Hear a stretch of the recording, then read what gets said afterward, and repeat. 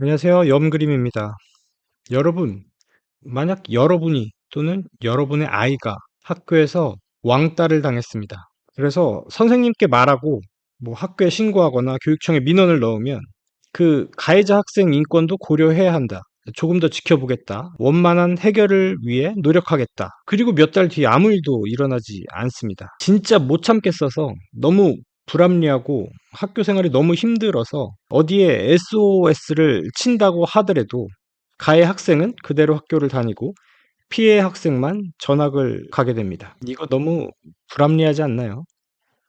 참교육.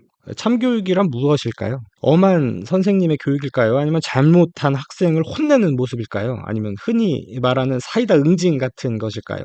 참교육이란 것은 참교육이라는 것은 생각보다 어려운 의미를 내포하고 있습니다. 사람마다 생각하는 참교육의 의미가 다른 것 같아요. 학생을 잘 통제하는 것일 수도 있고, 좋은 성적을 만드는 것일 수도 있죠. 아니면 사회가 원하는 기준에 맞는 사람을 길러내는 것일 수도 있겠네요.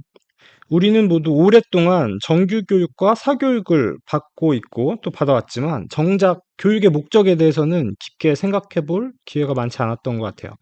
보통 고등교육까지는 필수로 받으니까 친구들도 모두 학교 가니까 그냥 다니는 거죠, 뭐. 학교를 다니는 목적이 오로지 그 좋은 대학을 가는 것에만 있다면 굳이 학교를 안 다니고 그냥 사교육으로만 돌리고 검정고시 하는 게 오히려 시간 면에서는 효율을 극대화하는 방법일 수도 있겠죠. 그런데 학교에서 배우는 것이 단순히 그 학문적인 것이 아니라 작은 사회 경험을 하는 것이라고 봤을 때는 좀 얘기가 달라져요. 그런데 문득 이런 생각도 드네요. 과연 우리가 정말 올바른 방향으로 가는 걸까요? 지금의 교육 시스템은 학생들에게 진정 도움이 되고 있을까요? 그리고 더 나아가 우리 사회가 진정 이로운 사람을 지금 길러내고 있고 그런 방향으로 가고 있는지 적어도 지금의 학교의 일부의 교육 방식은 아니라고 이 작품은 말하고 있는 것 같아요. 존중과 책임을 배우고 공동체 안에서 함께 살아가는 방법을 익히고 옳고 그름을 판단하는 사람을 만드는 것. 그것이 어떻게 보면 교육의 본질일 수 있겠지만 현실의 학교 현장을 돌아보면 그 본질이 흔들리고 있다는 이야기를 어렵지 않게 들을 수 있습니다.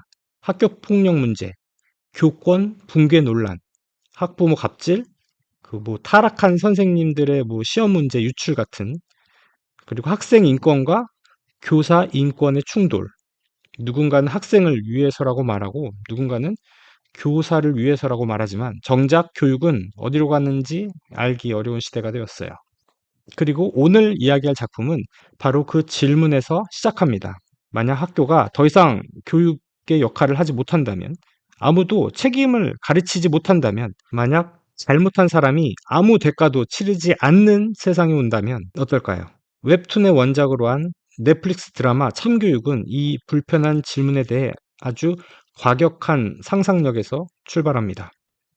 우리 학창 시절에 진짜 막무가내인 학생들을 보면서 '아 쟤는 진짜 왜 아무도 처벌 안 하지? 처벌을 안 받지?' 같은 학생 입장에서 봐도 진짜 너무하다.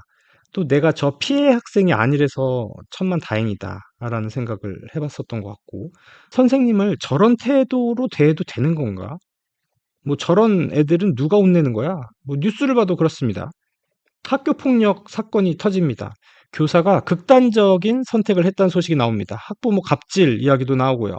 그런데 뉴스를 끝까지 보다 보면 늘 드는 생각이 있어요. 그래서 어떻게 됐는데? 처벌은? 책임은? 그리고 가해자는? 뭔가 찝찝하게 끝나는 경우가 많아요. 이 드라마의 세계관은 굉장히 단순해요. 학교가 그냥 망했어요. 선생님은 학생을 못 건드립니다. 학교는 민원을 무서워하고요. 가해 학생들은 오히려 큰 소리를 치죠. 피해 학생들은 도움을 받을 곳이 없어요. 정부가 결론을 냅니다. 그래서 아 이거 안 되겠는데. 그래서 만들어진 조직이 있습니다. 교권보호국. 이름부터 뭔가 좀 국정원 느낌이 납니다. 그리고 여기서 등장하는 사람이 그 나와진 감독관. 이 사람 진짜 무섭죠. 보통 학교 폭력 드라마를 보면 선생님들이 설득하죠. 얘들아 그러면 안 된다. 대화를 해보자. 서로 화해하자. 그런데 나와진은 아닙니다. 그래? 그럼 이제 내 차례야. 분위기가 확 바뀌죠.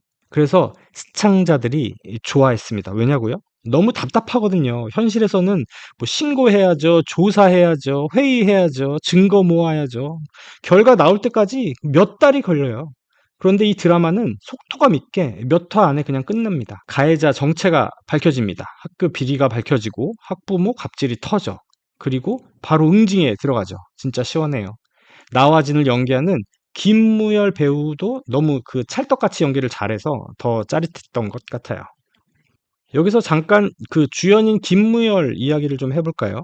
저는 이 배우를 은규에서 처음 본 것 같고, 악인전, 그리고 범죄의 도시 4에서 인상에 좀 남았어요. 늦게 주목받았지만, 그래도 꾸준히 올라와 지금 약간 믿고 보는 그 장르 배우가 된 느낌이죠. 김무열은 좀 어려운 가정 환경 속에서 성장했다고 여러 인터뷰에서 얘기했어요. 어린 시절 경제적으로 여유롭지 않았고, 가족의 생계를 함께 고민해야 했던 시간들이 있었다고 알려졌어요.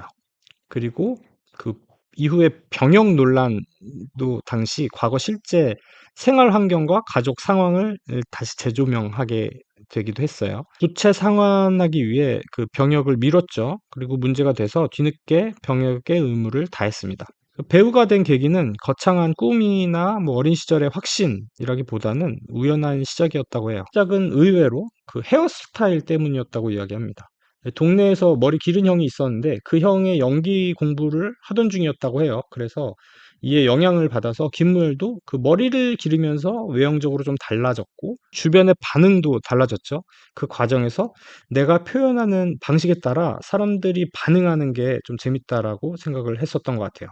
그러다가 자연스럽게 연기와 공연 쪽에 관심을 갖게 됐다고 합니다. 아버지는 한때 그 정치권 보좌관 일을 좀 했었고 공부도 굉장히 잘하셨던 분이지만 이후 갑작스럽게 사고와 병환을 겪으면서 가족 상황이 크게 어려워졌다고 얘기합니다. 또 어머니는 하필 분양 사기를 겪으면서 집에 압류딱지가 붙고 그랬던 시절이 있었다고 합니다. 그래서 김무열의 배우 시절은 흔히 떠올리는 그 오디션에만 집중하면서 꿈을 쫓는 여느 청춘과는 달랐습니다. 생활비를 벌기 위해서 각종 아르바이트를 했었고 그중에 페이가 좋은 아르바이트는 약간 바디 페인팅을 하면서 까뽀에라를 하는 알바였다고 해요. 배우를 그 포기하지 않았던 이유는 약간 특별한 확신보다는 지금 그만두면 다시 시작할 수 없을 것 같다라는 마음에 가까웠다고 하는 거죠. 김무열은 돌아가신 아버지가 생전에 자신을 굉장히 자랑스러워했다고 말했어요. 그렇게 반대했던 아버지가 막상 TV에 나오니까 동네 슈퍼마켓의 주민들에게 막 자식 자랑을 늘어놓는 그런 모습이었다고 하네요. 지금은 배우로 인정받는 순간들을 떠올리면서 특히 지금은 본인이 아버지가 되고 나서 오히려 아버지의 마음을 더 이해하게 됐다고 합니다. 배우가 되겠다는 거대한 꿈으로 시작한 게 아니라 우연한 흥미에서 출발했고 어려운 현실 속에서도 계속 버티고 버티다 보니 결국 이런 배우가 돼 있었다라고 합니다. 김무열은 그래서 지금은 약간 단순히 액션 잘하는 배우보다는 그 늦게 올라왔지만 오래 버틴 사람으로 보이는 것 같아요. 김무열의 러브 스토리 상대는 그 윤승아 배우인데 윤승아가 처음 본 뮤지컬 공연에서 김무열이 나와서 김무열을 평소에 인상 깊게 생각하고 있었다고 해요. 그리고 윤승아가 그 솔로가 되자 지인 배다혜에게 김무열에 대한 호감을 표시했는데 마침 배다혜가 김무열과 친분이 있어서 김무열에게 이 사실을 알렸고 김무열은 그 윤승아를 검색해보자 너무 이뻐서 바로 만나자고 제안을 했죠. 그렇게 비밀 연애가 시작됐고 얼마 안 돼서 김무열은 윤승아에게 그 트위터 DM으로 약간 그 제3자가 보면 오글거릴 수도 있지만 그 수려한 그 셰익스피어 같은 글솜씨로 DM을 보냈는데 그게 DM이 아니라 그 전체 공개라는 사실을 알게 됐고 바로 빠르게 삭제를 했지만 그 삭제는 본인 계정에서만 삭제가 된 것이라고 해요. 그래서 모든 사람이 김무열이 윤승아에게 로맨틱한 메시지를 보낸 것을 보았고 공유하게 된 거죠. 그렇게 해서 공개 연애가 어쩔 수 없이 시작이 됐고 그렇게 두 사람은 3년 정도 교제를 한 후에 2015년에 결혼을 했습니다. 현재는 자녀와 함께 행복한 가정을 꾸리고 있다고 합니다. 김무열이 인터뷰에서 직접 얘기한 결혼을 결심하게 된 계기가 인상적인데, 군 복무 시절에 윤승아가 먼 거리까지 면회 오면서 기다려준 경험이 결정적인 계기였다고 해요. 또 결혼 이후에는 배우로서 심리적 안정감을 얻으면서 그렇게 배우 생활을 하고 있다고 말했습니다. 예전에는 빨리 성공해야 한다는 마음이 강했다면 결혼 후에는 오래 연기하고 싶은 사람이 되고 싶다고 얘기를 하네요. 김무열을 지금 그리면서 진우션의 션을 닮았다는 생각을 했어요.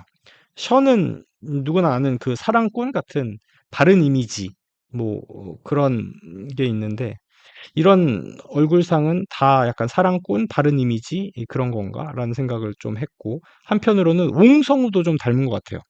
그리고 해외 반응은 한국의 존 시나라고 하는 그 기사를 본 것 같아요. 김무열은 전형적인 톱스타 스타일은 아닙니다. 대신 이런 강점이 있는 것 같아요. 배역마다 체형과 분위기를 크게 바꿈으로써 감정을 막 과장하지 않고 선역이든 악역이든 모두 소화하죠. 그 장르의 적응력이 굉장히 좋은 것 같아요. 그래서 어느 순간부터 관객들이 이렇게 보기 시작했어요. 김무열이 나온다. 적어도 뭐 연기나 이러면은 믿고 본다. 이런 평판은 뭐 하루아침에 생긴 게 아니라 뮤지컬 시절부터 10년 넘게 쌓아온 결과에 가깝습니다. 연기가 되고 놀이도 되고 춤도 굉장히 잘 추더라고요. 완전 만능 엔터테이너죠. 다시 참교육으로 가보죠. 이 드라마는 욕도 먹고 있고 인기도 얻고 있습니다. 사람들이 보면서 와, 너무 통쾌라고 말하는 대신에 아, 이거 진짜 너무 설정이 심한데 라고 생각을 하기도 한다는 거죠. 이 드라마가 제작된다는 소식에 여러 단체들이 이 드라마 촬영을 반대했다고 하죠. 그래서 넷플릭스에서도 약간 수위 조절이 들어간 것 같아요. 실제로 제 친구 중에 그 학교 선생님들이 몇 명 있는데, 그 사람들 얘기를 들어보면 일선에서는 뭐 그 정도로 막 나가는 학생이나 뭐 성적을 위조하는 선생 같은 캐릭터는 진짜 극히 일부라고 해요. 그래서 그런 일부의 케이스를 가지고 교육계 전체를 말하는 것에 대한 우려의 목소리가 있었던 것 같아요. 그러면 사람들은 이 드라마를 왜 이렇게 재밌게 볼까요? 사람들이 정말 그 폭력을 좋아해서 이 작품을 보는 걸까요? 그건 아니겠죠. 사람들이 좋아하는 건 폭력이 아니라 책임입니다, 책임. 뉴스를 보면 그 책임지는 사람을 찾기 어려워요. 학교 문제도 그렇고 회사 문제, 사회 문제도 다들 잘못했는데 정작 책임지는 사람은 많이 없어요. 그런데 참교육에서는 반드시 누군가가 책임을 집니다. 그래서 통쾌한 겁니다. 사실 나와진이란 캐릭터가 인기를 얻은 이유도 비슷한 것 같아요. 강해서, 싸움을 잘해서, 뭐 그런 것도 있죠. 그런데 더 중요한 것은 이 사람이 행동하기 때문이에요. 다들 알고 있는 문제를 실제로 해결하러 갑니다. 현실에서는 보기 힘든 부분이죠. 약간 유튜버 유근영 선생님의 모습도 사실 조금 보이기도 하고, 이 드라마는 전 세계적으로 지금 사랑을 받고 있는데요. 중국의 경우 이 드라마에 열광하는 이유는 단순히 학교 폭력이나 사이다 전개뿐만은 아닌 것 같아요. 중국에서는 학교에서 사고가 발생하거나 만약에 학생이 사망 사건이 일어났을 때 공식적으로 교육 당국이나 뭐 행정기관에서 조사가 들어가겠죠. 근데 일부 시민들 사이에서는 그 조사 결과를 충분히 신뢰하지 못한다라는 인식이 존재해요. 문제는 여기서 끝나지 않고 교육 문제를 깊게 얘기하다 보면 결국 학교 운영, 행정 구조, 제도 전반에 대한 질문이 이어지는데, 그래서 교육 자체에 대한 불만이나 답답함이 있어도 공개적으로 이야기를 하기 어렵다고 느끼는 사람들이 중국 내에서는 생기는 것 같습니다. 학교 내에 문제가 생기면 그 공안 당국 이외에는 누구도 학교를 못 들어가게 한대요. 그래서 중국 정부의 브리핑만으로 사건을 이해해야 하는 거예요. 여기서 피해 학부모들이나 국민들은 그냥 당국에서 내린 사건의 경위나 브리핑을 믿어야 되는 거죠. 그러니까 신뢰하기 어려운 겁니다. 그런 상황에서 참교육 같은 작품은 중국에선 굉장히 낯선 경험을 제공합니다. 학교 시스템의 문제를 공개적으로 다루고 교육 당국을 비판하는 대상으로 올리고, 지금 교육은 누구를 위한 것이라는 질문이 던져지는 거죠. 중국 시청자 입장에서는 작품 속의 문제 해결 방식에 공감하기도 했겠지만, 이런 이야기를 공개적으로 할 수 있다는 것 자체가 더 큰 관심의 불씨가 된 것 같아요.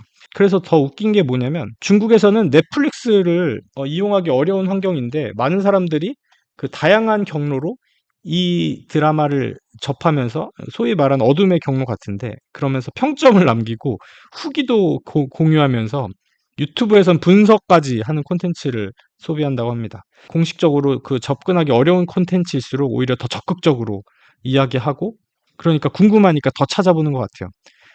참교육 이 작품은 그냥 단순히 학교 이야기라기보다는 그 사람들이 얼마나 정의에 목말라 있는지를 보여주는 작품에 가깝습니다. 누군가는 책임을 지고 보호받고 잘못된 사람은 대가를 치르는 것. 이거 어떻게 보면 되게 당연한 이야기인데 그 당연한 게 당연하지 않은 시대라서 그런 것 같아요. 그리고 한편으로는 그 학교라는 공간이 굉장히 특별합니다. 누구나 한 번쯤은 거쳐온 공간이기 때문이죠. 예를 들면 군대를 소재로 한 드라마를 봤을 때는 군대에 다녀온 사람은 '맞아. 저런 일이 있었지.' 하고 그 자신의 경험을 떠올리며 100% 공감할 수 있는데 군대를 다녀오지 않은 사람에게는 약간 그저 남 얘기나 하나의 사건처럼 보일 가능성이 크죠.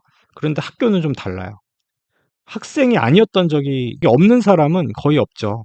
그래서 참교육을 보는 순간 사람들은 단순히 시청자가 아니라 그 자신의 기억 속으로 들어갑니다. '나는 저런 학생이 아니었을까? 아 우리 반에도 저런 애가 있었는데.' 그리고 뭐 '내가 저 선생님이었으면 어떻게 했을까? 뭐 그때 누군가 위험에 처한 나를 도와줬다면 지금 내가 좀 달라졌을까?' 뭐 요렇게 자연스럽게 자신의 경험을 작품 위에 덮여 씌우는 거죠. 그래서 참교육은 약간 과거의 나를 소환하기도 하면서 지금 현재의 문제를 비판하는 약간 두 가지 경험을 동시에 하는 느낌인 것 같아요. 누군가에게는 그 억울했던 기억이고 누군가에게는 방관했던 기억이고 누군가에게는 지켜주지 못한 기억일 수도 있습니다. 결국 사람들이 이 작품에 열광하는 이유는 정의를 보고 싶어서뿐만 아니라 한 번쯤 지나왔던 자신의 학창 시절을 다시 바라보게 만들었기 때문일지도 몰라요. 어쩌면 사람들은 작품 속에서 학생이나 선생님을 보면서 과거의 자신을 보고 있는지도 모르죠. 여러분은 어떻게 생각하시나요? 만약 여러분이 학교에 나와진 감독관이 온다면 진짜 문제가 해결될까요? 아니면 더 큰 문제가 생길까요?